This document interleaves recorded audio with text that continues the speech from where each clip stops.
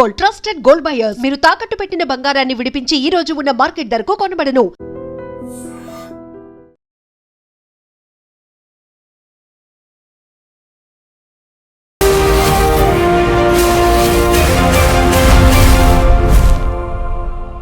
నమస్తే, welcome to I dream social spotlight with Kavitha. June 2, 2026కి తెలంగాణ రాష్ట్రం ఏర్పడి 12 ఏళ్లు పూర్తవుతోంది.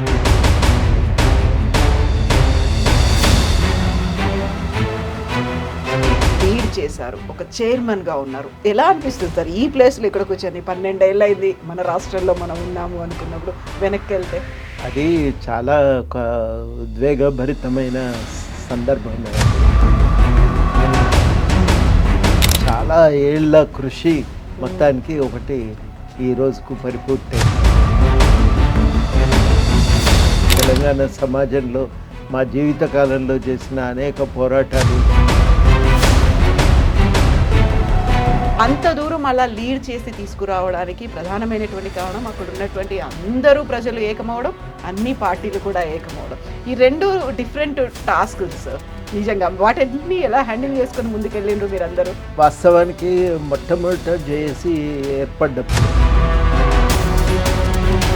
అంతకుముందు ఎన్నడూ చూడని ఒక గుర్తింపు నేను మొట్టమొదటిసారి ప్రజలు దొరికింది.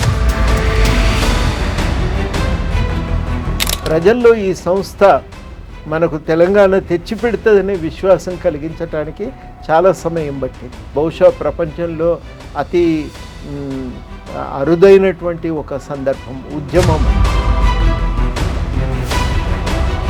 సకల జనుల సమ్మెతో ఇక తెలంగాణ సమాజము ఐక్యమైపోయింది.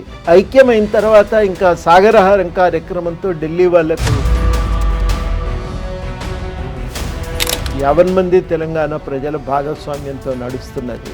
ఇక ఇద్దామని కేంద్ర ప్రభుత్వం అప్పుడు తెలంగాణ కోసం నిర్ణయం చేసింది. మీటింగ్లు ఉన్నాయి, భేటీలు ఉన్నాయి, బోల్డ్ అని గ్రూపులు ఉన్నాయి. వాటన్నిటిని ఒక్క దగ్గరికి తీసుకురావడం అంటే ఇప్పుడు మీరు ఇన్ని డిపార్ట్మెంట్లని, జనాల్ని, ఇన్ని గ్రూపుల్ని తీసుకురావడం, పార్టీలని పట్టుకొని రావడం అనేది, దానికి ఎన్ని రోజులు, ఎన్ని రాత్రులు మీరు నిద్ర లేకుండా గడిపారు అసలు? చాలాసార్లు ఇవాళ ప్రతిసారి అనిపించేది ఇక ఇవాళ కష్టమేమో, ఏం చేద్దాము అని.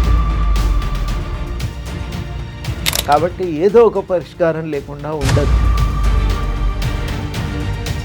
ఇక అప్పుడు నిద్ర పట్టేది. ఇక లేచి పొద్దున్న లేచిన దగ్గర నుంచి వాళ్ళని ఒకరిని కలుసుకుంటూ వాళ్ళకు నచ్చజెప్పి వాళ్ళ ద్వారా ఇతరులకు సమాచారం అందించి.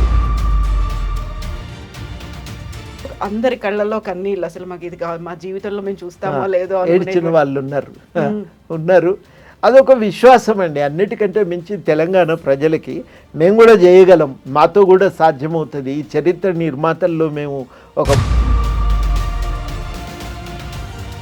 మీరు అక్కడ తెలంగాణ జేఏసీ చైర్మన్గా ఉన్నారు, అంతకుముందు ప్రొఫెసర్గా ఉన్నారు, ఇప్పుడు మళ్ళీ ఎమ్మెల్సీ అయినరు. మళ్ళీ డబుల్ అయిందా రెస్పాన్సిబిలిటీస్? సరికొత్త రెస్పాన్సిబిలిటీ వస్తుంటే ఏమనిపిస్తుంది? నైతికంగా ఒక పాత్ర వాళ్ళు కల్పించారు. ఆ పాత్ర కల్పించినప్పుడు దాన్ని విస్మరించడానికి వీల్లేదు కదా.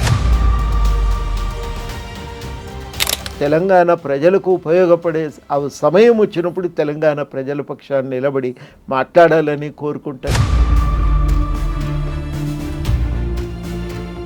నమస్తే, welcome to I dream social spotlight with Kavitha. June 2, 2026కి తెలంగాణ రాష్ట్రం ఏర్పడి 12 ఏళ్లు పూర్తవుతోంది. ఈ పుష్కర కాలంలో తెలంగాణ సాధించినటువంటి అభివృద్ధి ఎంత, ఎందుకోసం పోరాటం జరిగిందో ఆ లక్ష్యంగా, ఆ దిశగా తెలంగాణ రాష్ట్రం ముందుకెళ్తోందా? నెక్స్ట్ దేని మీద ఫోకస్ పెట్టాల్సినటువంటి అవసరం ఉంది? తెలంగాణ ఉద్యమంలో మొత్తం లోకాన్ని, జాతిని ఏకం చేసేలా ఒక్కచోట తీసుకొచ్చినటువంటి Telangana JAC chairman professor Kodandaram గారు ప్రస్తుతం మనతో పాటుగా ఉన్నారు. హలో సార్, నమస్తే. సో మీకు తెలంగాణ రాష్ట్ర అవతరణ దినోత్సవ శుభాకాంక్షలు సార్. థ్యాంక్స్ అండి. సార్, ఒక్కసారి మనం కొంచెం వెనక్కి వెళ్తే, అన్నేళ్ల ఉద్యమంలో అన్ని వర్గాలని ఏకరూపంగా తీసుకొచ్చి ఒకే వాయిస్గా వినిపించి జరిగినటువంటి పోరాటంలో ఇంతమంది ఒకే చోట ఆట, మాట, పాట అన్నీ కలిసి తీసుకురావడం అనేది, లీడ్ చేశారు, ఒక చైర్మన్గా ఉన్నారు. ఎలా అనిపిస్తుంది సార్ ఈ ప్లేస్లో ఇక్కడ కూర్చొని? 12 ఏళ్ళు అయింది మన రాష్ట్రంలో మనం ఉన్నాము అనుకున్నప్పుడు వెనక్కి వెళ్తే. అది చాలా ఒక ఉద్వేగభరితమైన సందర్భమే. అది ప్రత్యేకించి రాష్ట్రం ఏర్పడ్డ రోజైతే ఆ రోజు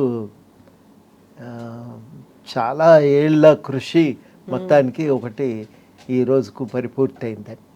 అంటే మొత్తం పంట కోసి ఏ ఇబ్బంది లేకుండా మంచి పంట వచ్చి ఇంట్లో పడితే రైతుకి ఎంత ఆనందం ఉంటుందో మా అందరికి కూడా ఆ రోజు అట్లాంటి ఆనందమే. అనూహ్యంగా మొత్తం ఎంట్రన్స్ రాస్తే టాపర్ అయిపోయినట్టుగా ఆ పిల్లలకి ఎట్లా సంతోషం ఉంటుందో ఇవన్నీ కూడా వర్ణించటానికి వీల్లేనటువంటివి. తెలంగాణ సమాజంలో మా జీవితకాలంలో చేసిన అనేక పోరాటాలు ఎప్పుడు కూడా పోరాటంగానే మిగిలిపోయినాయి కానీ ఫలితం అయితే ఇవ్వలేవు. అనేక పోరాటాలు మేము విశాఖ ఉక్కు, ఆంధ్రుల హక్కు కాడి నుంచి మొదలుపెట్టి చూస్తే స్టూడెంట్ స్థాయిలో జరిగిన ఉద్యమాలకి తెలంగాణ జై తెలంగాణ పోరాటం అప్పుడు 69లో అది క్రియాశీలకంగా లేం కానీ చూసిన వాళ్ళం, ఫెల్లో ట్రావెలర్స్. ఆ తర్వాత జరిగిన అనేక ఉద్యమాల్లో క్రియాశీలకంగా పాల్గొన్నాం. ఇవన్నీ చూసిన తర్వాత మాకేమనిపించిందంటే ఇది మొట్టమొదటిసారి జీవితంలో ఒక విజయాన్ని చూస్తున్నాం అని తెలంగాణలో చాలామంది సంతోషపడ్డారు. చాలామంది అసలు మన జీవితకాలంలో మనం విజయాన్ని చూస్తున్నామని అది చాలా గొప్పగా అనిపించింది. నాకు ఆ రోజుకి ఏమనిపించలే, సడన్గా ఒక శూన్యము ఆవహించినట్టు అనిపించింది. ఎందుకంటే అంతా అయిపోయింది కానీ ఇంకేం లేదు. ఏంటిది వాళ్ళటి నుంచి జీవితం అనేది ఒక ఆలోచన సడన్గా ఊహించలేదు కదా, తర్వాత ఏమవుతుంది అనేది ఎన్నడూ ఊహించలేదు. మొత్తానికి ఆ తెలంగాణ సాధించుకోగలిగినం అనేది ఒక చాలా అద్భుతంగా ఉండే. నా మేరకు నాకు పక్క వాళ్ళు చెప్తుంటా ఉంటే ఆనందం పెరిగింది. ఇంకా మేముగా దాన్ని అనుకున్న దానికంటే పక్క వాళ్ళందరూ మాట్లాడుతూ ఉంటే మేమెన్నడూ ఊహించని మా కాలేజీ లెక్చరర్లు ఉమెన్స్ కాలేజీలో పనిచేసి అక్కడి నుంచి నేను ఆర్ట్స్ కాలేజీకి వచ్చిన. నాతో పాటు అక్కడ పనిచేసిన లెక్చరర్లందరూ ఒకరోజు విందు ఏర్పాటు చేసి జీవితంలో ఒక అద్భుతమైన విజయాన్ని చూసినావు నువ్వు అని అంటే నాకు ఆ రోజు గుర్తుకొచ్చింది నిజమే కదా, గొప్ప విజయం కదా అని. మరొక రోజు కొంతమంది మిత్రులంతా కలిసి ఒకసారి సాయంత్రం దావత్ చేసుకుందామని పిలిచారు. ఏమున్నది దీనికి ఇంత ప్రత్యేకంగా అని అంటే అట్టెట్లంటావు నువ్వు, మన జీవిత కాలంలో చూసిన ఒక గొప్ప విజయం ఇది, దీన్ని సెలబ్రేట్ చేసుకోవాల్సిందే అని అట్లా చెప్తా అంటే ఇంకా నాకు కూడా కొంచెం దాని మత్తు అప్పుడు అర్థమైంది. అది అప్పటిదాకా అది అయిపోయింది నాకు, వాస్తవానికి ఇది అయిపోయింది పని, నెక్స్ట్ ఏందనే ఆలోచనే నా మనసులో తిరుగుతుంది. సడన్గా నేను అన్నట్టుగా ఒక శూన్యంలోకి ప్రవేశించినట్టుగా అనిపించింది. కానీ పక్కన ఉన్న సమాజం అంతా కూడా దాన్ని చాలా అద్భుతమైన విజయంగా చూస్తుంటే, కీర్తిస్తుంటే, అవును మనం భాగస్వాములం కదా, మనం కూడా ఈ సంతోషాన్ని అనుభవించాల్సిందే అని అప్పుడు మొట్టమొదటిసారి దాని గురించి చాలా అసలు అంటే ఇంత కష్టపడ్డము, ఇన్ని రోజులు తిరిగినందుకు ఒక ఫలితం అయితే వచ్చింది, నిజమే కదా ఇది అని అప్పుడు అనిపించింది. యూజువల్గానే మనకి తెలంగాణ రాష్ట్ర ఉద్యమాన్ని ఒకప్పుడు స్వాతంత్ర ఉద్యమంతో పోల్చేవాళ్ళు. అంటే స్వాతంత్ర ఉద్యమం జరిగినప్పుడు ఆ పోరాటంలో మేము లేము, కాకపోతే తెలంగాణ ప్రత్యేక రాష్ట్ర ఉద్యమం కోసం జరిగినటువంటి పోరాటంలో మేము ఉన్నాము. ఆనందం, ఉత్సాహం, ఊపు ప్రతి ఒక్కరిలో కనిపించేది. మేము సాధించాము అనేది సబ్బండ వర్గాల్లో ఆ ఆనందం అయితే కనిపించింది. వాస్తవం.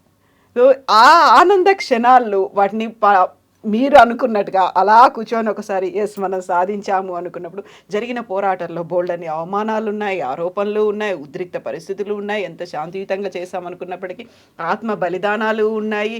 మామూలు పోరాటం చేయలేదు, ఎప్పుడు ఎక్కడ ఏం జరుగుతుందో అనేటువంటి ఆ పరిస్థితుల్లో అంత దూరం అలా లీడ్ చేసి తీసుకురావడానికి ప్రధానమైనటువంటి కారణం అక్కడ ఉన్నటువంటి అందరూ ప్రజలు ఏకమవడం, అన్ని పార్టీలు కూడా ఏకమవడం. ఈ రెండు డిఫరెంట్ టాస్క్స్ నిజంగా వాటిని ఎలా హ్యాండిల్ చేసుకొని ముందుకెళ్ళిండ్రు మీరందరూ? వాస్తవానికి మొట్టమొదట జేఏసీ ఏర్పడ్డప్పుడు దాని బాధ్యతలు అప్పగించినప్పుడు సడన్గా తెలంగాణ సమాజంలో అంతకుముందు ఎన్నడూ చూడని ఒక గుర్తింపు నేను మొట్టమొదటిసారి ప్రజలు దొరికింది నాకు. ఎక్కడ పోయినా కానీ ఈయన జేఏసీ చైర్మన్ చెప్తుంటే నేను తెల్లవారి జేఏసీ చైర్మన్ అయినాక నడిచిపోతున్నా. నువ్వు నడిచిపోతున్నావు అని ఎందుకు నడవద్దంటే జేఏసీ చైర్మన్ కదా నువ్వు. అట్లా ప్రారంభమైంది. కానీ అప్పటికి అది ఏం లేదు, వాస్తవానికి కింద చూస్తే ఏం లేదు, ఉట్టి డొల్లతనమే. దానికి ఒక నిర్మాణ రూపం ఇవ్వాలి, ప్రజలను ఐక్యం చేయాలి, విశ్వాసం కలిగించాలి, చాలా పని ఉంది అని అర్థమైనాక కొంచెం సేపు నిస్సత్వనే నాకు కలిగింది, చేయగలమా ఇవన్నీ అని అనుకొని ఇంకా అట్లా లాభం లేదని ఇంకా ఒక్కొక్కరి దగ్గరికి వెళ్ళి మాట్లాడటం మొదలుపెట్టి అన్ని పార్టీలను ఒప్పించి వాళ్ళ అవసరాలు ఏంటియో తెలుసుకుని దానికి తగ్గట్టుగా ముందైతే మన నిర్మాణానికి పూనుకోవాలని అనుకున్నాను. ఆ పని విజయవంతంగా పూర్తయినాక అప్పుడు మరి ఇక దీంట్లో బయట ఉన్న ప్రజా సంఘాలను కలపాలి కదా, ఎవరిని తీసుకోవాలని దాదాపు ఒక 3-4 రోజులు అనేక సంఘాలతో చర్చ జరిగింది. చర్చ జరిగిన తర్వాత అందులో హాజరైన కొంతమంది చాలా స్పష్టంగా చెప్పినారు, మన దగ్గర రకరకాల సంఘాలు ఉంటాయి సార్, కొన్ని విజిటింగ్ కార్డు సంఘాలే, వాటిని పక్కన పెట్టండి. కొన్ని సంఘాలు ఏదో ఒక ప్రాంతానికి పరిమితమై పనిచేస్తాయి, కొన్ని మాత్రమే తెలంగాణ వ్యాప్తంగా నిర్మాణం కలిగి పనిచేస్తున్న సంఘాలు ఉంటాయి, అట్లాంటి వాటిని రాష్ట్ర స్థాయిలో తీసుకొని మిగతావి జిల్లా స్థాయిలో భాగం చేయండి అని అట్లా అన్న తర్వాత నిజంగానే చాలా వేగంగా పరిష్కారం దొరికినట్టు అనిపించింది. వెంటనే అట్లా ఏమున్నాయని లెక్క తీస్తే ఒక 25-30 దొరికినాయి. వాళ్ళందరినీ పిలిచిన తర్వాత ఇంకా ఆఖరి నిమిషంలో ఇక అలకలు ఉంటాయి కదా, వాళ్ళందరినీ పిలిచి మళ్ళీ పరిష్కరించుకొని బయలుదేరుతుంటే ఒక్కోసారి కేసీఆర్ గారు అనేది అయిపోయిందని అందరూ అలకలు తీరినాయి, అందరు బుజ్జగింపు పర్వం అయిపోయిందంటే ఇది ఏం చేస్తాం సార్ తినబెడితే కదా అనుకుంటూ నేను ఆ మీటింగ్ జరిపినాం. ఆ మీటింగ్లో కార్యక్రమం నిర్ణయించుకున్నాక అప్పుడు మాకు అర్థమైన అప్పటికి ఇంకా దానికి ఆఫీస్ కూడా లేదు. అందరు పూనుకొని మనం ఎన్ని పార్టీలు ఉన్నాక ఎమ్మెల్యేలు ఉన్నాక ఆఫీస్ దొరకకపోయింది అని అంటే అప్పుడు టీడీపీ వాళ్ళతోని కేసీఆర్ గారే అన్నారు, మీరు మీ చేతిలోనే ఉన్నాయి కదా క్వార్టర్స్ ఎలొకేషన్, ఒక క్వార్టర్ ఇవ్వండి దీనికి అంటే అప్పుడు ఒక క్వార్టర్ ఇవ్వటం, అక్కడ మేము ఆఫీస్ పెట్టుకోవటం అవన్నీ జరిగినాయి. అట్లా ఒక రూపం వచ్చింది దానికి. ఒక రూపం వచ్చిన తర్వాత చాలాసార్లు అక్కడికి వచ్చిన ఎమ్మెల్యేలు మాతో అంటుండేది, మీరు నిర్ణయాలు చేస్తున్నారు కానీ ఇది కింది దాకా అమలు కావాలంటే శాఖలు కింది దాకా ఉండాలి కదా, లేవు కదా, మరి అట్లా ఎట్లా పనిచేస్తారని. అప్పుడు మేము జిల్లాలకు వెళ్ళి అప్పటికే జిల్లాల్లో జేఏసీలు ఏర్పడ్డాయి, కొన్ని చోట్ల లేవు, మొత్తానికి జిల్లా స్థాయిలో కూడా జేఏసీలను కలుపుకొని దీనికి అనుసంధానం చేసుకుంటూ అట్లా జిల్లా స్థాయి దాకా పోయినాం. జిల్లాలు మళ్ళీ కింది దాకా వెళ్ళి నిర్మాణాన్ని విస్తరించుకున్నాయి. మొత్తానికైతే ఒక 4-5 నెలల క్రమంలో ఒక ఖచ్చితమైన నిర్మాణం అయితే ఏర్పడ్డది. మేమెవరూ రాజకీయ నాయకులం కాదు కాబట్టి జనంలో కూడా వీళ్ళకు ఏమీ స్వార్థం ఉండదు అనేది ఒక నమ్మకము. రెండోది ఏంటంటే వీళ్ళు ఉద్యోగస్తులు, మనం కూడా పోవచ్చని ఉద్యోగస్తులందరూ కూడా దీంట్లో భాగస్వాములు కావటం, చదువుకున్న వాళ్ళు భాగస్వాములు కావటం మొదలైంది. అట్లా ఒక నమ్మకం ఆ మేరకు కుదిరింది. కానీ ప్రజల్లో ఈ సంస్థ మనకు తెలంగాణ తెచ్చిపెడుతుందనే విశ్వాసం కలిగించడానికి చాలా సమయం పట్టింది. మిలియన్ మార్చు తర్వాత ఆ నమ్మకం జేఏసీ మీద కుదిరింది. అప్పటిదాకా జేఏసీ మీద ఆ విశ్వాసం రాలేదు. జేఏసీ అయిన తర్వాత పర్వాలేదు వీళ్ళు చేయగలుగుతారు, కొట్లాడతారు అని అనుకున్నారు. ఆ తర్వాత సకల జనుల సమ్మెతో వీళ్ళు నిలబడతారనే విశ్వాసం కుదిరింది. ఇంకా తెలంగాణ సమాజం మొత్తం ఐక్యమైంది సకల జనుల సమ్మెతో. 42 రోజుల పాటు అనేక సంఘాలు, అది బహుశా ప్రపంచంలో అరుదైనటువంటి ఒక సందర్భం, ఉద్యమం, అత్యంత అరుదైనటువంటి ఉద్యమం ఒకటి. అన్ని వర్గాలు అన్ని రోజులు కొట్లాడటం మామూలు విషయం కాదు. ఇంకా కొట్లాడతాం, మీరు ఇప్పుడే దీన్ని ఆపకూడదు ఉద్యమాన్ని అని గట్టిగా ఆ రోజుల్లో అన్నటువంటి వాళ్ళు కూడా ఉన్నారు. కానీ ఇంకా దాన్ని అంతకంటే నడపలేమని అర్థమైన తర్వాత దాన్ని ఆపి తర్వాత మళ్ళీ సాగరహారం కార్యక్రమానికి పిలుపునివ్వటం జరిగింది. అట్లా ఒక్కొక్క పిలుపుతో విశ్వాసం పెరిగింది. సకల జనుల సమ్మెతో ఇక తెలంగాణ సమాజము ఐక్యమైపోయింది. ఐక్యమైన తర్వాత ఇంకా సాగరహారం కార్యక్రమంతో ఢిల్లీ వాళ్లకు ఇది ఆగేది కాదు, ఈ ఉద్యమం, ఇంతమంది పిల్లలు ఆత్మహత్యలు చేసుకున్నారు, ఇక ఇంత ఉద్యమం బలంగా 50 మంది తెలంగాణ ప్రజల భాగస్వామ్యంతో నడుస్తున్నది, ఇక ఇద్దామని కేంద్ర ప్రభుత్వం అప్పుడు తెలంగాణ కోసం నిర్ణయం చేసింది. అట్లా తెలంగాణ ఏర్పాటు కోసం ఒక ప్రయాణం అనేది ప్రతిరోజు ఒక కార్యక్రమం ఉండాలి. అన్నిసార్లు ప్రజలందరూ భాగస్వాములు కావాలంటే సాధ్యం కాకపోవచ్చు. కానీ ప్రజలను మనం ఈ ఒక ఉత్సాహం మాత్రం దానికి చల్లారకుండా, ఈ ఉద్వేగం ఇది చల్లారకుండా మనం నిరంతరం దాన్ని కాపాడుతూ ఉండాలి అని ఒక నిర్ణయం తీసుకొని దాన్ని చాలా జాగ్రత్తగా కాపాడుకుంటూ పోయినాం. ఇక అది మేము సాధించిన ఒక విజయము, తెలంగాణ సమాజం సాధించిన ఒక విజయం. చివరాఖరికి కేంద్రం ఎప్పుడైతే తెలంగాణ ఏర్పాటుకు కమిటీని వేసిందో ఆ కమిటీ ఇక తెలంగాణ ఇవ్వక తప్పదు, కానీ మాకు సమయం ఇవ్వండి, మీరు తొందరపడకండి అని పర్సనల్గా వాళ్ళు వ్యక్తిగతంగా కలిసినప్పుడు చెప్పటం జరిగింది. నమ్మండి, ఖచ్చితంగా తెలంగాణ ఇస్తాం, ఇది ఆగదు అని. అట్లా నిర్ణయం ప్రకటించిన తర్వాత ఇంకా మేము తెలంగాణ ఏర్పాటు ప్రక్రియ ఎట్లా నడిపించాలి అని దాని మీద దృష్టి పెట్టినాం. అప్పుడు కేవలం మేధావులనే భాగస్వాములను చేసినాం. వాళ్ళందరినీ లాయర్లను, సీనియర్ ఈ బ్యూరోక్రాట్స్ని, గత మాజీ ఐఏఎస్ ఐపీఎస్ అధికారులను, ఎకానమిస్టులను, ఆర్థికవేత్తలను అందరినీ కూర్చోబెట్టి ఏమడగాలి, మనం ఎట్లా సాధించుకోవాలి, ఎట్లా ఇక అడ్డంకులను దాటాలి అనే దాని మీద న్యాయవేత్తలను, కోవిదులను అందరినీ కూర్చోబెట్టి మాట్లాడి వాళ్ళందరితో ఒక 5-6 రోజులు సెమినార్లు జరిగినాయి. ఆ తర్వాత తెలంగాణ ఏర్పాటుకు సంబంధించి అప్పుడు జీఓఎం పెట్టిన ఎజెండాకు తగ్గట్టుగా మేము ఒక నోట్ తయారు చేసి ఆ నోటును జీఓఎంకి అందజేస్తే ఇక అది చట్రంగా మొత్తానికి చివరాఖరికి తెలంగాణ ఏర్పాటు జరిగింది. అప్పుడు అందులో అనేక సమస్యలకు మేము చిక్కుముళ్ళు విప్పి పరిష్కారాలు చూపించినాం. జలవనరుల సమస్య ఏం చేయాలి, రాజధాని నగరం విషయం ఏం చేయాలి, అనేక విషయాలకు పరిష్కారాలను, లీగల్గా సాధ్యమయ్యే పరిష్కారాలను చూపినాం. 371D ఏం చేయాలి అవన్నింటినీ మొత్తానికి ప్రభుత్వము, కేంద్ర ప్రభుత్వం ముందు, అక్కడ మంత్రుల ముందు పెట్టేసరికి వాళ్ళకు కూడా ఒక చక్కటి అవకాశం కనబడ్డది. ఎట్లా సాధించాలి, ఏం చేయాలి అనే దానికి ఒక మార్గం వాళ్ళ ముందు దొరికింది. దాంతో వాళ్ళు ఇక బిల్లును రూపొందించటం, ఆ తర్వాత బిల్లు తయారైన తర్వాత మళ్ళీ పోరాటం, పార్లమెంటులో ఆగకుండా మొత్తం మీద బిల్లు పాస్ కావటానికి ఆ పార్లమెంటులో అనేక పక్షాలు ఒకరి మీద ఒకరు అనుమానంతో దూరంగా ఉన్నారు. మరి వాళ్ళందరినీ ఒప్పించి పరస్పరం కలిపి వాళ్ళ మధ్యలో ఒక విశ్వాసాన్ని పెంపొందించి అట్లా చివరాఖరికి ఆ బిల్లు పార్లమెంట్ నుంచి బయటపడటానికి అప్పుడు మళ్ళీ అదొక పోరాటం జరిపినాం. నిజంగా ఆఖరి క్షణం దాకా ద బిల్ ఈజ్ పాస్డ్ అని రాజ్యసభ చైర్మన్ ఆ రోజు అన్న క్షణం దాకా ఈ పోరాటం అయితే నడిచింది. ఎందుకంటే చాలా బలమైన శక్తులతో ఢీకొన్నాం. వాళ్ళని ఎదుర్కొనటానికి, వాళ్ళ నుంచి తెలంగాణను విడిపించుకోవటానికి శాయశక్తిలో కృషి చేయవలసి వచ్చింది. ఎంత బలమైన శక్తులతో పోరాడుతున్నారు అంటే అంత బలాన్ని మీరు కూడగట్టుకోవాలి, బల సమీకరణ అనేది చేసుకోవాలి. పరస్పర విరుద్ధమైనటువంటి అభిప్రాయాలు, భిన్న ధృవాలుగా ఉన్నటువంటి పార్టీలన్నింటినీ ఏకం చేసి ఒక్క చోటికి తీసుకురావడం అనేది, ఆ బుజ్జగింపులు కూడా మామూలు బుజ్జగింపులు కాదు కదా.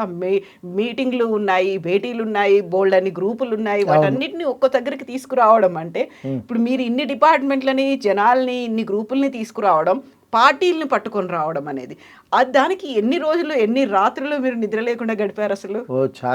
చాలాసార్లు అది ఇవాళ ప్రతిసారి అనిపించేది ఇక ఇవాళ కష్టమేమో, ఏం చేద్దాము అని, రేపు పొద్దున ఏమవుతుందో అని అనుకొని రాత్రంతా ఇక ఆలోచిస్తూ గడిపేది.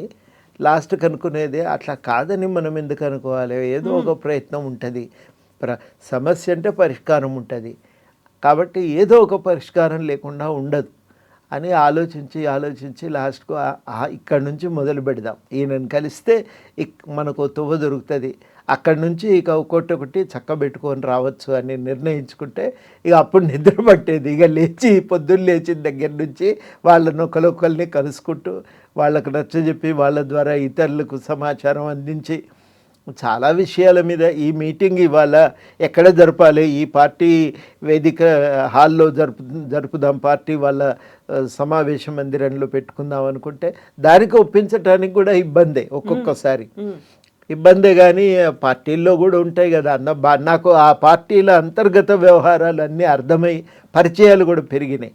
ఈ పార్టీలో ఇవాళ ఈ చిక్కు సమస్య పరిష్కారానికి ఈయనను అడగాలి, ఆయనతోనే మాట్లాడేది, ఇంకోళ్ళతో మాట్లాడకపోయేది.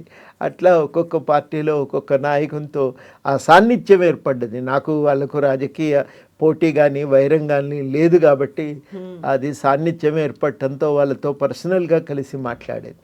చాలామందితో ఆ రకంగా పర్సనల్ మా వ్యక్తిగతమైన ఒక మైత్రి బంధం ఏర్పడ్డది.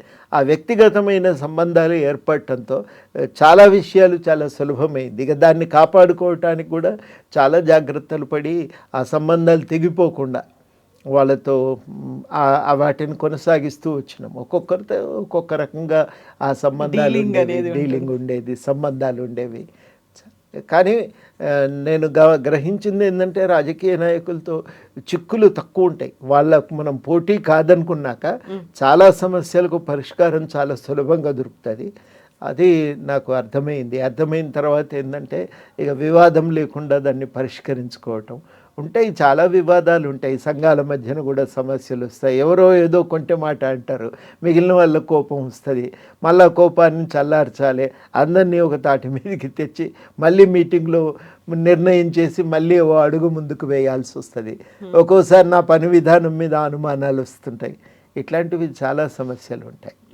సో ఇప్పుడు చాలా అగ్రెసివ్గా పోరాటం చేద్దాము అనేవాడు, అక్కడ ఆస్తులను ధ్వంసం చేయాలి అనే దాంతో పాటుగా మిగతావన్నీ కూడా ఎంత మ్యాక్సిమం వీలైతే అంత అగ్రెషన్తో వెళ్దాము అనుకుంటే చాలా వరకు శాంతియుతంగానే సాధించాలి అనేటువంటి మాటను మీరు ప్రతిసారి ప్రొజెక్ట్ చేసినప్పటికి కూడా ఒక్కోసారి బియాండ్ కంట్రోల్, బియాండ్ మన చేతుల్లో లేకుండానే అయిపోయేటువంటి ఇష్యూస్ కొన్ని అయితే, ఇంకొన్ని వైపులోనేమో మనకి చాలామంది ఆత్మహత్యలు చేసుకున్నారు, అమరులు అయ్యారు. తెలంగాణ రాష్ట్ర సాధన కోసం వాళ్ళని వాళ్ళు తగలబెట్టుకుంటున్నారు, లేకుంటే సూసైడ్ చేసుకుంటున్నారు. ఇవన్నీ అవుతున్నప్పుడు ఒక స్టేజ్లో మీరు వాళ్ళకు ఒక సందేశం ఇవ్వాలి, లేదు వద్దు ఆత్మహత్యలు చేసుకోకండి అని చెప్పినప్పుడు కూడా పోతున్న వాళ్ళందరూ చిన్నవాళ్ళు, వయసులో చాలా చిన్నవాళ్ళు, యువకులు, బోల్డ్ అంత భవిష్యత్తు ఉన్నవాళ్ళు, వాళ్ళందరూ పోతుంటే అసలు ఎలా హ్యాండిల్ చేయాలనిపించేది, వాళ్ళని ఎలా కంట్రోల్ చేయాలని మీరు అనుకున్నారు? అంటే అసలు అవి మాకు అర్థం కాలేదు. మొట్టమొదట ఎందుకు ఇట్లా జరుగుతుంది అనేది అర్థం కాలేదు. చాలా రోజులు చాలామంది ఏమన్నారంటే మీ పోరాట రూపాల్లో లోపాలు ఉన్నాయి, అందుకే ఇట్లా జరుగుతున్నాయన్న విమర్శలు కూడా ఎదుర్కొన్నాం. నిజమేనేమో అని, అసలు ఆత్మహత్యలు ఎందుకు జరుగుతాయి, ఆత్మహత్య అనేది ఒక రాజకీయ నిరసన రూపం ఎప్పుడు తీసుకుంటుంది అనే విషయాలపైన చాలా విస్తృతంగా అధ్యయనం చేసినాం. చాలా రోజులు ఆ విషయం మీదే అధ్యయనం చేయటం జరిగింది.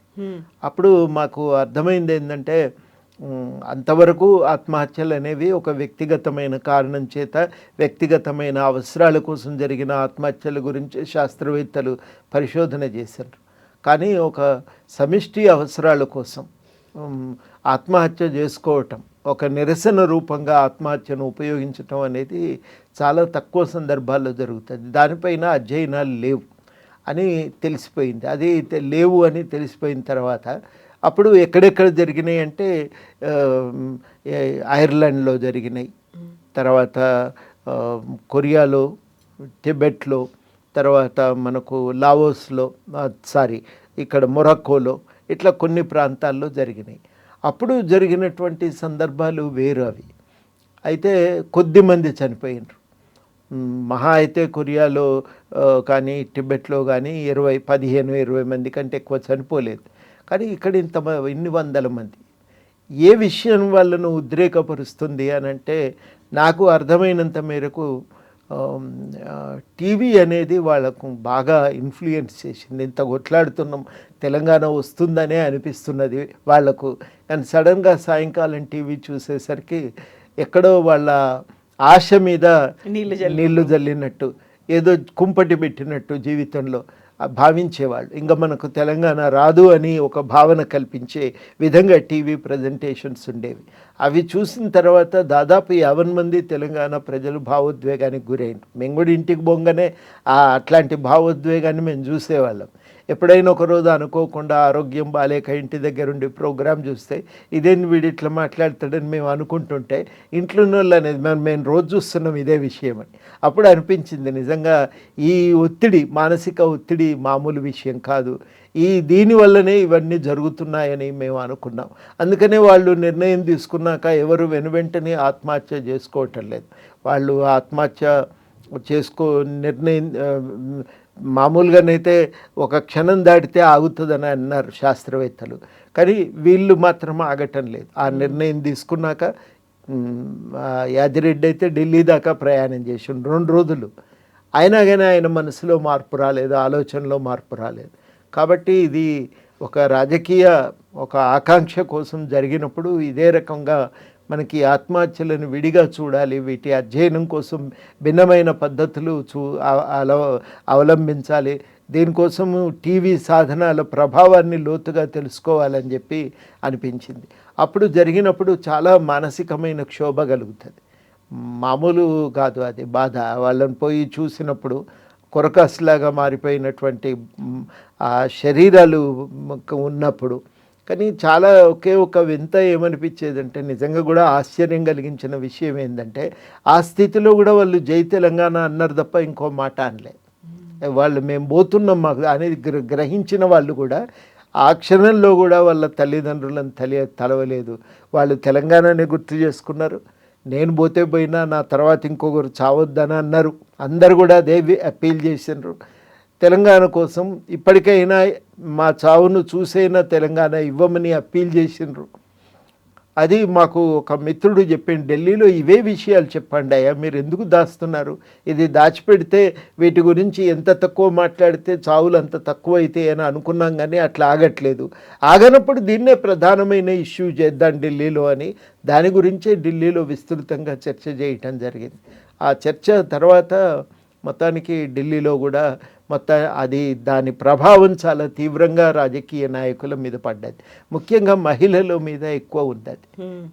అది మనకు కాంగ్రెస్ పార్టీకి యూపీఏకు అప్పుడు అధ్యక్షురాలిగా సోనియా గాంధీ గారు ఉన్నారు, BJP floor leader Sushma Swaraj గారు ఉన్నారు, అక్కడ చైర్మన్ మీరా కుమారి గారు ఉన్నారు. వీళ్ళందరూ కూడా లేడీసే, అందరూ కూడా మిగతా అందరికీ అర్థమైంది, కానీ వాళ్ళకి ఇంకెక్కువ ఆ విషయాలు వాళ్ళని కలిచివేసి ఈ పిల్లలు ఇంకా ఈ చావు లేని రోజులు అని అందరూ అనటమే కాదు, వీళ్ళు ఇంకెక్కువ మానసిక ఒత్తిడికి గురై మేము మాట ఇచ్చినాం, ఆ పిల్లల చావులు ఇంకా మనం చూడలేము, ఇద్దాం తెలంగాణ అని గట్టిగా నిర్ణయం తీసుకున్నారు.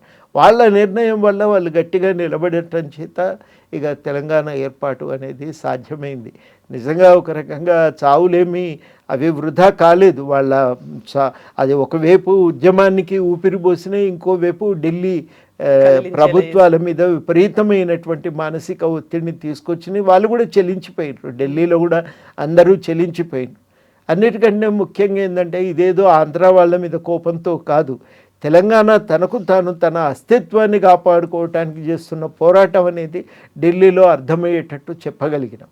ఈసారి అందుకనే విజయం సాధించగలిగినాం. ఆంధ్ర పాలకుల కుట్రలను తిప్పికొట్టి తెలంగాణను తెచ్చుకోగలిగినాం. అది మాకు చాలా గర్వంగా అనిపించినటువంటి సందర్భం అది.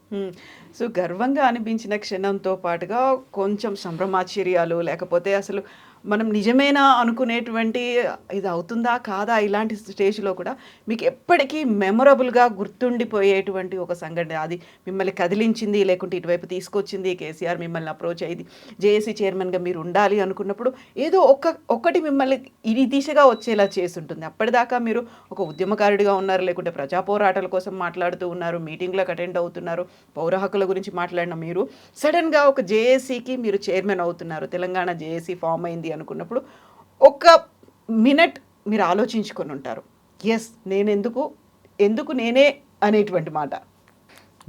అప్పుడు ఎప్పటికే విద్యావంతుల వేదిక ఆధ్వర్యంలో చాలా కార్యక్రమాలు చేస్తున్నాం కాబట్టి ఆ కార్యక్రమాల్లో అప్పటికే ఇక తెలంగాణ కోసం పనిచేయాల్సిందే అనేది ఒక అభిప్రాయము. తర్వాత దాంట్లో మనము ఒక బాధ్యత తీసుకోవాల్సి వస్తుంది అని ఎప్పుడు ఊహించలేదు. కానీ సడన్గా జేఏసీ చైర్మన్ అనేసరికి నేను మొట్టమొదటనైతే ఆ మీటింగ్కు కన్వీనర్ అనుకున్నాను నేను. కానీ తర్వాత ఏంటంటే ఆ కమిటీకే కన్వీనర్ అని నాకు తర్వాత అర్థమైనాక ఒక క్షణం ఎవరికైనా భయం కలుగుతుంది, అని ఇంతటి బాధ్యతని తినబెడుతున్నారు, చేయగలుగుతామా అని ఒక క్షణం అది ఒకటి భయము. రెండోది ఏంటంటే, అసలు ప్రతిరోజు అది ఒక మనసులో ఒక భావన ఏంటంటే, మనం ఎక్కడైనా తప్పు చేస్తే మాత్రం చరిత్రలో ద్రోహులుగా మిగిలిపోతాము, మొత్తము నిరంతరము మనం ఈ అపవాదును మోయవలసి వస్తుంది. కాబట్టి మనం వేసే ప్రతి అడుగు ఆలోచించాలి, చేసే ప్రతి పని తెలంగాణకు దగ్గరగా తీసుకుపోతుందా లేదా అనేది లెక్క వేసుకోవాలని అనుకునేది. అందుకని ఏంటంటే మరి నమ్మి బాధ్యత ఇచ్చిండ్రు కాబట్టి ఇప్పుడు ఇవాళ ఇది కాదు అని అంటే కుదరదు. మనం ఇది సాధించడానికే ముందుకు నడవాలి. ఏం చేయవలసి వస్తే అవన్నీ చేద్దామని అప్పుడు అనుకొని మనసులో ఆ నిర్ణయం ప్రకారము ఈయన కలుద్దాం, ఇక్కడ పోయి ప్రకటన చేద్దాం, ఈ గ్రూప్తో సమావేశం పెట్టుకుందాం అని అట్లా ఒక్కొక్కరితో దాని గురించి చర్చ చేసి మాట్లాడి ఇక ఇంకొక ఆలోచన ఇంకొక పని గురించి మనసులో తలంపు కూడా ఉండేది కాదు. పొద్దున లేస్తే పడుకునేదాకా 24 గంటలు ఏదన్నా నిద్రలో ఆలాపనగా గుర్తుకొస్తే కూడా ఇదే తెలంగాణ, రేపేం చేద్దామనేదే ఎప్పటికీ అదే చర్చ. అనుకున్న ప్రోగ్రాం విజయవంతం కావాలి, విజయవంతం అయితే అదే రోజు సాయంత్రం నుంచి తెల్లారేం చేద్దాం, మరి ఇదైతే అయిపోయింది, నెక్స్ట్ ఏం చేద్దాం అని అట్లా దాని మీద చర్చ. అది చివరికి ఒకరోజు జానారెడ్డి గారిని కలిసినాం. ఏం సార్ ఇది మా ఒక్కల అవసరం అనుకుంటున్నారా, మీరు పట్టించుకోరా అని అంటే ఈసారికి మీరు చెయ్యండి అన్నాడు. ఎందుకు చేయాలి, మీరెందుకు రారు, వస్తే తెలంగాణ వస్తే మీరే కదా నాయకులు అవుతారు అని అంటే అట్లా కాదు, నేను చెప్పేది విను, ఈసారి గవర్నమెంట్ కేంద్ర ప్రభుత్వం ప్రకటన చేస్తుంది అని. ప్రకటన చేస్తుందంటే మేమెందుకు నమ్మాలి, ఇట్లా ఎన్నిసార్లు అనలేదు అని లేదు తొందరలోనే వస్తుంది అన్నాడు. తొందరలోనే వస్తుంది, తొందరలో అన్నారు కాబట్టి తప్పించుకోవటం వీలు కాదనే నాకు నమ్మకం. కాబట్టి మమ్మల్ని నమ్మండి, ఈసారికి మీరు ఎట్లా ప్రకటన చేసిండ్రు, కార్యక్రమం తీసుకున్నారు, చేయండి, దాన్ని మీరే చేయండి, మేము ఈసారి రాము, మాకు ఆ కేంద్ర ప్రభుత్వం మాతో చెప్పిన విషయాలు ఆచరణలోకి వస్తాయనే విశ్వాసం ఉంది, మమ్మల్ని నమ్మండి అని అన్నారు. ఇక అప్పుడు చాలా ఒక గంటన్నర సేపు ఆర్గ్యుమెంట్ తర్వాత సరే ఈసారి విశ్వాసం వాళ్ళ మీద భారం వేసిపోదామనుకొని బయలుదేరినాం. తప్పు వాళ్ళదే అవుతుంది కాకపోతే అదే అయితే అనుకున్నట్టుగానే ఆ తర్వాత యూపీఏ మీటింగ్ అయింది, తెలంగాణ పైన ప్రకటన వచ్చింది, ఆ తర్వాత జీఓఎం వేసిండ్రు, ఇక పనులు మొదలైనాయి. మొదలైన తర్వాత ఇక మా దృష్టి ఆందోళన నుంచి ఈ బిల్లును రూపం ఇవ్వాలనే దాని మీద పడ్డాం. ఇక ఏ ఆటంకాలను చూపి ఆపుతారు, ఏ విషయాలపైన వివాదాలు తలెత్తుతాయని అనుకున్నామో అవన్నింటి మీద సమగ్రంగా సమాధానాలు ఆలోచించి ప్రభుత్వం ముందు పెట్టడం వల్ల అది ఇక సాధ్యమైంది. ఇక అది ఆ రోజు ఐస్ హ్యావ్ ఇట్ అనేటువంటి ఒక మాట ఉభయ సభల్లో వచ్చింది, and the bill is passed అనేటువంటి ఇంకొక మాట. ఆ రోజు కరెక్ట్గా ఇది నా కళ్ళను నేను నమ్మలేకపోతున్నాను అనుకున్నది ఒకటి, దీనికోసం కదా మేము ఇంతకాలం పోరాడింది ఎదురు చూసింది అనుకునేది ఒకటి. మెల్లిమెల్లిగా మీకు ఒక్కొక్క వైపు నుంచి కాల్స్ వస్తున్నాయి, మీరు దాన్ని చూస్తున్నారు, టీవీలో చూస్తున్నారు, ప్రత్యక్షంగా లోక్సభలో అప్పుడు ఏమైంది ఇవన్నీ కూడా మీకు తెలుసు. ఆ క్షణంలో అప్పటిదాకా మీరు జీవితంలో ఒక ప్రొఫెసర్గా అనుకున్నది చేశారు, లేకపోతే మిగతావన్నీ పోరాటాలు ఇవన్నీ అయిన తర్వాత జేఏసీ ఉద్యమానికి ఒక చైర్మన్గా మీరు ఉన్నారు, ఇది మీరు ఆధ్వర్యంలో జరిగింది, లేకపోతే ఇంతమంది సహకారంతో జరిగింది, మీ మీద ప్రజలు ఇంత నమ్మకం ఉంచారు అనుకున్నప్పుడు ఆ మూమెంట్స్ అనేవి ఉంటాయి సార్. ఆ మూమెంట్స్ నిజంగా ఫర్ ఎవర్ అలాగే ఉండిపోతాయి. కొన్ని నాస్టాలజిక్ మూమెంట్స్ అనుకుంటాం జీవితంలో. నెక్స్ట్ టైం మళ్ళీ మనం ఏమైనా ఆలోచించాలి అనుకుంటే ఈ విజయం అనేది గుర్తొస్తుంది కదా. ఆ క్షణాన్ని ఇప్పుడు కనుక మీరు ఇలా ఆలోచిస్తూ ఉంటే, ఒక్కసారి ఆస్వాదించాలి అనుకుంటే ఏం గుర్తొస్తుంది సార్? ఆ రోజు నిజంగా కూడా రాజ్యసభ ముందు లోక్సభ ఏమవుతుందో అర్థం కాలేదు, ఎందుకంటే టీవీల్లో రాలేదు. రాకుండా మేము టెన్షన్తో అందరము అప్పుడు ఆంధ్ర భవన్ ఏపీ భవన్లో కూర్చున్నాం. ఏమవుతుందో తెలియదు మాకు. మధ్యన ఎవరో మిత్రులు అక్కడ ఉన్న వాళ్ళు ఎంపీల పిఏలు ఫోన్ చేస్తే తెలిసిన విషయాలే, సభ జరుగుతున్నది అని చెప్పి పర్వాలేదు ఇక అనుకున్నాం, ఆగిపోలేదు అని. బిల్లు చర్చ జరుగుతుంది, పాస్ అవుతుంది అని ఒక విశ్వాసం. తర్వాత కేసీఆర్ గారు ఫోన్ చేసి మెసేజ్ పంపించారు వాళ్ళ పిఏల ద్వారా, బిల్లు పాస్ అయింది, ధైర్యంగా పాస్ అవుతున్నది, ధైర్యంగా ఉండమని. ఫస్ట్ కాసేపటికి బిల్లు పాస్ అయింది అని మళ్ళీ మెసేజ్. అప్పుడు కొంచెం ఊపిరి పీల్చుకున్నాం. ఇంకా మళ్ళీ రాజ్యసభలో ఆగకపోవచ్చును, ఎవరెవరు రాజ్యసభలో ఇబ్బంది పెడతారనుకున్నామో వాళ్ళతో మాట్లాడుకొని మీరు మళ్ళీ ఇబ్బంది పెట్టకండి ఈసారి కానివ్వండి అని అనుకున్నాక రాజ్యసభలో ఒక పెద్ద ఆయన ఇక ఆ సమయంలో మీరు ఎట్లయినా చేయాలని బీజేపీ నాయకులతో మాట్లాడటం, ఇక ఎవరు మాట్లాడతారో వాళ్ళని పిలిపించి వాళ్ళతో మాట్లాడించి అట్లా అంతా అయిపోయినాక అయిపోతుంది అనేది మనసులో ఉంది, ఒక ధైర్యం ఉంది. కానీ ఏమవుతుందో అనే ఒక భయం. ఆ రోజు మాత్రం మామూలు టెన్షన్ కాదు. ఆ 2 రోజులు మొత్తానికి అది కడుపులో ఎలుకలు పరిగెడుతున్నాయంటే అట్లా చూసినాం మేము. అది అంతటి ఒక టెన్షన్ భరించినాం ఆ రోజు. బహుశా జీవితంలో ఇంకెప్పుడు కూడా అంత టెన్షన్ మనం చూడము. అంతటి టెన్షన్. చివరాఖరికి ఒకవైపు టెన్షన్ ఉంది, మరోవైపు ఏమో క్రాకర్స్ తెచ్చుకున్నాం, అన్ని తెచ్చుకున్నాం. నిరుత్సాహం ఎక్కడేమవుతుందో అని ఒక టెన్షన్. ఏమో తెచ్చిపెట్టుకుంటూ అవి కూడా తెచ్చిపెట్టుకుందామని మనోళ్ళు కొంతమంది ఏగా అవుతుంది ఏం కాదని ధైర్యంగా ఉన్నోళ్ళు పోయి క్రాకర్స్ తెచ్చిపెట్టారు. కాగానే ఇక ఒక్కటేసారి ఇది బిల్ ఇస్ పాస్ట్ అని ఇట్లా కొట్టంగానే ఇక అప్పుడు అందరు ఒకటేసారి లేచి క్రికెట్లో కదా ఆఖరి బంతి ఆఖరి పరుగు అన్నట్టుగా సిక్సర్ కొట్టి పూర్తి చేస్తే ఎట్లా ఉంటుందో అట్లా ఒక్కటేసారి అందరు కూడా రూముల్లో నుంచి గట్టిగా అరిచి బయటకు వచ్చి ఇక అప్పుడు అదొక తృప్తి. ఇక అది ఒక పండగ బహుశా ఇంకా ఆ మూమెంట్ మళ్ళీ జీవితంలో అట్లాంటి క్షణాలు మళ్ళీ వస్తాయని నేనైతే అనుకోవటం లేదు. చాలా వరకు అక్కడ సెలబ్రేషన్స్ ఉన్నాయి, ఆలింగనాలు చేసుకున్నారు, ఒకరినొకరు ఎత్తుకున్నారు, మొత్తం అన్ని పండుగలు ఒకే రోజు వస్తే ఎట్లుంటుందో అట్లాంటి అట్మాస్ఫియర్. చాలా వరకు అందరి కళ్ళల్లో కన్నీళ్ళు. అసలు మాకు ఇది మా జీవితంలో మేము చూస్తామో లేదో ఏడ్చిన వాళ్ళు ఉన్నారు.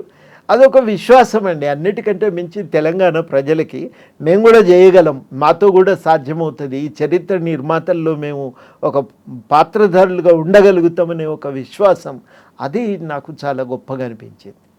ఆ విశ్వాసము మేము పనికిరాని వాళ్ళము అని, తాగుబోతులు సోమరిపోతులు అని కొట్టిపారేసిన మనమే. అంటే ఇప్పుడు కదా మీరంతా సోమరిపోతులు అంటే చీఫ్ జస్టిస్ గారు వెంటనే మేమంతా నిజంగానే జిర్ర పురుగులం అంటే జిర్ర పురుగులం అని చెప్పుకొని బయలుదేరినట్టు అట్లా ఒక స్థితిలో, మానసిక స్థితిలో ఉన్నటువంటి తెలంగాణ ప్రజలకి ఈ మొట్టమొదటిసారి ఆంజనేయ స్వామి కదా రావణాసురుని ఆస్థానంలో తోక చుట్టుకొని పైన కూర్చుంటే ఎట్లా ఉండిందో అట్లా ప్రతి ఒక్కళ్ళు మేము సాధించుకున్నాం తెలంగాణ. ఆ భావన నాకు చాలా సంతోషం అనిపించింది. నాకు దీనికి మనం అందరం ముందున్నాము అనే దానికంటే ప్రజల్లో ఒక విశ్వాసం ఏదైతే కలిగిందో ఆ విశ్వాసం చాలా సంతోషం అనిపించింది. అది చూసిన తర్వాత అనుకున్నాం చాలా గొప్ప విజయమే మొత్తానికైతే మనం చూస్తున్నామని.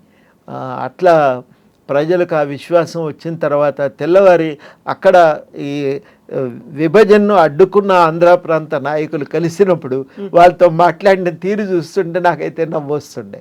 మొట్టమొదటిసారి వీళ్ళు వాళ్ళని ఓదారుస్తున్నారు, పాత్రలు మారిపోయినాయి కదా అనిపించింది. అట్లా ఒక ధైర్యము తెలంగాణ సమాజంలో చూసినాం. చరిత్రలో మేము మామూలు వాళ్ళం కాదు, మేము తెచ్చుకుంటాం, మమ్మల్ని ఏమనుకుంటున్నారు అనే ఒక విశ్వాసాన్ని ప్రకటించటం ఉంది కదా, అది నాకు చాలా గొప్పగా అనిపించింది. సో ప్రపంచ చరిత్రలోనే ఇంత శాంతియుతంగా, లేకుంటే ఇంతమంది ఎన్ని కోట్ల మంది ఏకమై సాధించుకున్నటువంటి పోరాటంగా తెలంగాణ ప్రత్యేక రాష్ట్ర మూమెంట్ని పోలుస్తూ ఉంటారు. ఆ మూమెంట్ గురించి ప్రతిసారి పదే మాట్లాడుకుంటున్నప్పుడు, ఇట్లా మళ్ళీ June 2 వస్తుంది అనుకున్నప్పుడు, రాష్ట్ర అవతరణ వస్తుంది అనుకున్నప్పుడు, మళ్ళీ ఒక్కసారి నెమరేసుకుంటూ ఉంటే, ప్రతి ఒక్కరూ దాని గురించి మాట్లాడుకుంటూ ఉంటే, జరిగినటువంటి పోరాటాన్ని పిల్లలకు చెప్తూ ఉంటే, ఇది కలకాలం నిలిచిపోవాలి అనేటువంటి ఒక ఫీల్ అనేది ఉంటుంది. అందులో మీరు ఉన్నారు. ఆ విజయాన్ని సాధించి ఇక్కడికి వచ్చిన తర్వాత ఇక్కడ ఒక వార్మ్ వెల్కమ్ అంటారా, లేకపోతే ఒక తెలంగాణ అంతా ఎదురు చూస్తున్నటువంటి ఒక క్షణం, ఒక విజయానందంతో మీరు వచ్చారు, ఇక్కడ తెలంగాణ గడ్డ మీద అడుగు పెట్టారు అంటే అప్పుడు ఏమనిపించింది? అసలు మీ మనసులో ఏం కలిగింది? నాకు ఏమనిపించింది అప్పుడు ప్రధానంగా ఇదే. ఇక ఒక 20 రోజులు ఢిల్లీలో ఉన్నాం కదా, ఉన్నాము. అది 20 రోజుల ఒక మానసిక ఒత్తిడి, విపరీతమైన ఒత్తిడి. ఆ ఒత్తిడి నుంచి బయటపడ్డాం కదా, అది మామూలుగా లేకుండే రిలీఫ్ అది. ఆ రోజు మేము జైపాల్ రెడ్డి గారిని కలిసినాము ఆ రోజు ఢిల్లీలో. కలిసి ఆయనకు థ్యాంక్స్ చెప్పి, అట్లాగే సుష్మా స్వరాజ్ గారిని, తర్వాత అప్పుడు బీజేపీ అధ్యక్షులు రాజ్నాథ్ సింగ్ గారు ఉన్నారు, వారిని కలిసిన తర్వాత సోనియా గాంధీ గారిని కలిసినాం. ఆ ఫోటో నిన్ననే ఎవరు తెచ్చిచ్చింది నాకు. ఆమెతో కలిసి ఫోటో దిగినాం. అంటే ఒక్కసారి ఆ టెన్షన్ నుంచి బయటపడ్డాం. ఒక్కసారి ఆ టెన్షన్ నుంచి బయటపడటం అదొక విశేషమైతే, రెండోది చాలా కీలకంగా నేను ఇంతకుముందు చెప్పినట్టు ప్రజల్లో కలిగిన ధైర్యం ఉంది కదా, అది నేను అనుకోవటం ఒక పెద్ద మార్పు తెలంగాణ సమాజంలో. ప్రజల్లో ఒక విపరీతమైన ఆత్మవిశ్వాసం కలిగింది. అవును, మేము చరిత్రను మార్చగలం, రచించుకోగలం, నడపగలం అనేటువంటి విశ్వాసం ఏదైతే కలిగిందో అది చాలా ప్రతి ఒక్కళ్ళు మేమే జేఏసీ నడిపినామని ప్రకటించుకోవటం తెచ్చుకున్నాం. మేము మామూలు వాళ్ళం కాదు, పడి మనల్ని లెక్కే చేయలేదు ఆంధ్ర పాలకులు, కానీ మనం తెలంగాణ తెచ్చుకున్నాం, మనం మామూలు వాళ్ళం కాదు అనే ఒక ధైర్యం ఏదైతే వాళ్ళు పొందినరో అది నాకు చాలా గొప్పగా అనిపించింది. అసలు నేను దాన్నే ప్రధానంగా ఎవరిలోనైనా ఈ విషయాన్ని గమనిస్తూనే చాలా నాకు కూడా సంతోషం అనిపించింది. అంటే ప్రతి తెలంగాణ వ్యక్తి తను చరిత్ర మార్చగలిగిన అని అనుకోవటం చాలా బాగా ఓన్ చేసుకున్నారు బాగా. మీరు ఇక్కడి నుంచి అంటే ఇన్నేళ్ల పాటు చేసిన పోరాటం, అంటే తొలి దశ మలి దశ ఉద్యమాలు ఇవన్నీ చేసిన తర్వాత ఇక్కడ చేయాల్సినటువంటి పోరాటాలన్నీ చేసి 20 రోజుల పాటు కూడా ఢిల్లీలో కూర్చున్నప్పుడు వెళ్ళేటప్పుడేమో సమైక్య ఆంధ్ర నుంచి వెళ్ళారు, ఉమ్మడి ఆంధ్రప్రదేశ్ నుంచి వెళ్ళారు. ల్యాండ్ అయిన తర్వాత చూస్తే తెలంగాణ ప్రత్యేక రాష్ట్రం అన్నప్పుడు ఆ వచ్చేటువంటి మమకారం అనేది ఉంటుంది. ఇది నాది, మేము సాధించుకొని వచ్చాము, నేను తెచ్చాను, ఇక్కడ నేనున్నాను అనుకున్నప్పుడు నెక్స్ట్ జనరేషన్ అంతా చెప్పుకుంటుంది ఆ జరిగినటువంటి ఉద్యమం గురించి, వాటన్నిటి గురించి. ఢిల్లీ ఎయిర్పోర్ట్కు పోయి మేము सिक्योरिटी चेक పోతుంటే తో आप लोग आपका తెలంగాణ లేకర్ జారే వాపస్ అంటే వాళ్ళు ఆ సెక్యూరిటీ గార్డ్స్ అందరూ మాకు చెప్తుండే, శుభాకాంక్షలు తెలియజేస్తుంటే మాకు చాలా ఆనందం అనిపించింది. మన పోరాటానికి గుర్తింపు దొరికింది అని. అదైన తర్వాత ఇక్కడ దిగంగానే ఇక్కడ జనమంతా వచ్చి మమ్మల్ని ఎత్తుకొని గన్ పార్క్ దాకా తీసుకొచ్చాను. ఆ గన్ పార్క్ నుంచి మళ్ళీ మేము వరుసగా 1-2-3 ఆఫీసులకు వెళ్ళి మీటింగ్స్ మాట్లాడి ఇంటికి వెళ్ళినాం. సాయంత్రం అయింది, పొద్దున దిగితే ఇల్లు చేరుకునేసరికి సాయంత్రం అయింది. అట్లా తిరిగినాం. అది చాలా మందికి మీరు కంటైనరు తెలంగాణలో భాషలో మాట్లాడుకోవాలంటే మీరంటే ఓర్వలేని వాళ్ళు కూడా చాలామంది పెరిగినారు. ఆ తర్వాత రాష్ట్రం సాధించుకొని వచ్చిన తర్వాత ఓన్ చేసుకున్న వాళ్ళు కూడా, మిమ్మల్ని అప్రిషియేట్ చేసిన వాళ్ళు వీళ్ళందరూ కూడా ఉన్నారు. మీ మీద అన్ని కేసులు కూడా అయినా ఆ కేసుల మీద ఇప్పటికి కూడా మీరు ఫైట్ చేస్తూనే ఉన్నారు. ఈ ఫైటింగ్లు, ఈ కేసులు ఇవన్నీ చూసిన తర్వాత ఇప్పుడు ఒక పెద్ద రిలీఫ్లా అనిపిస్తుందా? ఇప్పటికి కూడా ఇంకా చేయాల్సినటువంటి పోరాటాలు ఉన్నాయి, లేకుంటే ఇంకా మనం మళ్ళీ యాక్టివ్గా ఉండాలి, ఆ రోల్ ప్లే చేయాలనేది? మీరు అక్కడ తెలంగాణ జేఏసీ చైర్మన్గా ఉన్నారు, అంతకుముందు ప్రొఫెసర్గా ఉన్నారు, ఇప్పుడు మళ్ళీ ఎమ్మెల్సీ అయినరు, మళ్ళీ డబుల్ అయిందా రెస్పాన్సిబిలిటీస్? సరికొత్త రెస్పాన్సిబిలిటీ వస్తుంటే ఏమనిపిస్తుంది? అంటే ఒక పాత్ర తెలంగాణ ఏమి ఆశిస్తుందంటే ఇవన్నీ విషయాలు తెలుసు కదా, పెద్ద మనిషిలాగా నువ్వు ముందుండి సమయం ఉంచినప్పుడు మాట్లాడాలి కదా అని అనుకుంటారు కాబట్టి నైతికంగా ఒక పాత్ర వాళ్ళు కల్పించారు. ఆ పాత్ర కల్పించినప్పుడు దాన్ని విస్మరించడానికి వీల్లేదు కదా. రాజకీయాలకు అతీతంగా, వ్యక్తిగతమైన ఇష్టాలకు అతీతంగా మొత్తం మీద తెలంగాణ సమాజానికి నష్టం కలిగేది ఏది చేయకూడదు అని తెలంగాణ కోరుకుంటుంది. తెలంగాణ ప్రజలకు ఉపయోగపడే సమయం వచ్చినప్పుడు తెలంగాణ ప్రజల పక్షాన్ని నిలబడి మాట్లాడాలని కోరుకుంటుంది. తెలంగాణ కోసం అవసరమైతే గట్టిగా నిలబడి కార్యక్రమం చేయాలని ఆశిస్తుంది. ఇవన్నింటి వల్ల ఏమవుతుందంటే నిరంతరం తెలియకుండానే ఇది ఒక పాత్ర ఎప్పటికప్పుడు ఏం చేయాలనేది గుర్తు చేస్తుంటుంది. అది దీంతో పాటుగా గతంలో ఉన్న మా కోదండరామ్ సార్ కాదు ఇది, ఇప్పుడు మారిపోయినరు. అప్పుడేమో అందరూ నమ్మినరు, అందరూ ఓన్ చేసుకున్నారు, professor Kodandaram, JAC chairman Kodandaram. ఇప్పుడు మారిపోయినరు అని అన్నప్పుడల్లా అది కూడా మేము మళ్ళీ మీ దగ్గరకు వచ్చి మీతోనే అంటున్న వాళ్ళు, మీ వెనకాల అనుకునే వాళ్ళు ఏమనుకుంటారు? అప్పుడు మీరు మారినరు అనుకునే వాళ్ళు తక్కువే, కానీ ఎక్కువ మంది ఏం లేరు అట్లా. కానీ ఒక బరువు నెత్తినేసిపోయే వాళ్ళు ఎక్కువ ఉంటారు. నువ్వు చేయకపోతే వాళ్ళు చేస్తారు, నువ్వు చేయాలి, నువ్వు మాట్లాడాలి, ఇది నువ్వు చేయాల్సిన పనే, ఇంకోళ్ళతో కాదు అని అట్లా నెత్తిన పని వేసిపోయేటోళ్ళు రోజు 2-3 అన్న ఎదురవుతారు. అది ఉంటుంది కదా, ఏం చేస్తాం, మొయ్యాలి అది. అంటే ఇక తెలంగాణ తేవటంతో అయిపోయిందని కాదు, తెలంగాణ తెచ్చినాం కాబట్టి ఈ పని కూడా మీరు చేయాలి అనేది ఇంకా ఇప్పటికీ కోరుకుంటారు. అది జరుగుతూ ఉంటుంది కదా. సో కోదండరామ్ గారు ఏం మారలేదు, అలాగే ఉన్నారు, మారలేదు, అట్లనే ఉన్నాము. అదే అప్పటికి ఎట్లా ఉన్నామో ఇప్పుడు కూడా అట్లనే ఉన్నాము. ఏం మారలేదు, మారవలసిన అవసరము లేదు. మారటం తెలంగాణ సమాజ నైజం కూడా కాదు అది. కాబట్టి అదే ఒక్క తెలంగాణలో అది సాధ్యం. ఒక మామూలు మనుషుల్ని గుర్తించి గౌరవించి వాళ్ళకు స్థానం కల్పించి ఒక బాధ్యతల్ని తినేసి వాళ్ళతో ఆ పనులు చేయించటం అనేది తెలంగాణలో సాధ్యం. అది వేరెక్కడ కూడా మీరు చూడరు. ఆ రకంగా తెలంగాణ సమాజము గుర్తింపు ఇచ్చింది, బాధ్యతలు తినేసింది. ఇప్పటికీ నువ్వు ఎందుకు చేయవని శాసిస్తుంది కూడా, అది కూడా ఉంది కాబట్టి అది ఏమనిపించదు, అది మనం చేయాలి కదా అని అనిపిస్తుంది. అంతకంటే అప్పుడు ఇప్పుడు రాళ్ళు పడ్డా కానీ అని కాదనుకొని ముందుకెళ్తా అంతే. అది ఇది నిన్ను కాకపోతే వాళ్ళని అంటామంటారు తెల్లారుచ్చి మళ్ళీ అట్లుంటుంది అది. కాబట్టి అవి తప్పదిగా, ఒక పాత్ర, ఒక బాధ్యత తప్పదు అది. అవంటిని అవి చాలామంది ఏమనుకుంటారంటే నేను వాటికి అతీతంగా ఆలోచించాలనుకుంటారు, కానీ సాధ్యం కాదు అది సాధ్యం కాదనేది తెలియదు చాలామందికి. నేను దానికి దాటి మాట్లాడటం కుదరదు, మాట్లాడి వ్యవహరించటం కూడా కుదరదు. ఆ బాధ్యతను గుర్తెరిగి వ్యవహరించాల్సిన అవసరం నా మీద ఉంది. సైలెంట్ అయిపోయినరా కోదండరామ్ గారు, ఎందుకు మాట్లాడట్లేదు? ఎందుకు సైలెంట్ అయ్యే అవసరమే లేదు. కాకపోతే మునుపటికి ఇప్పటికి ఒక తేడా ఏంటంటే, మునుపు ఏందో ఏ పని ఉన్నా కానీ చేయాల్సి వచ్చేది, ఏ పని ఉన్నా బయట మాట్లాడాల్సి వచ్చేది. ఇప్పుడు అవసరం లేదు, గవర్నమెంట్కు చెప్పగలుగుతున్నాం, మాట్లాడగలుగుతున్నాం. కాబట్టి వాళ్ళు కూడా అదే అంటారు, నువ్వు బయట నాకు ఏదన్నుంటే మాకు వచ్చి చెప్పు అంటారు. కాబట్టి ఎక్కడ కూడా మౌనంగా ఏం లేవు. ఆలోచనల్లో, ఆశయాల్లో మార్పు లేదు. మునుపు ఎట్లాగా పనిచేసినామో ఇప్పుడు కూడా అంతే. కాకపోతే ఏంటంటే గవర్నమెంట్ దాకా వెళ్ళి చెప్పటానికి వెసులుబాటు ఉంది. ఆ వెసులుబాటును ఉపయోగించుకుందాం అనేదే నా ఆలోచన. Thank you so much sir. Thank you. Best wishes to you sir. Thank you sir.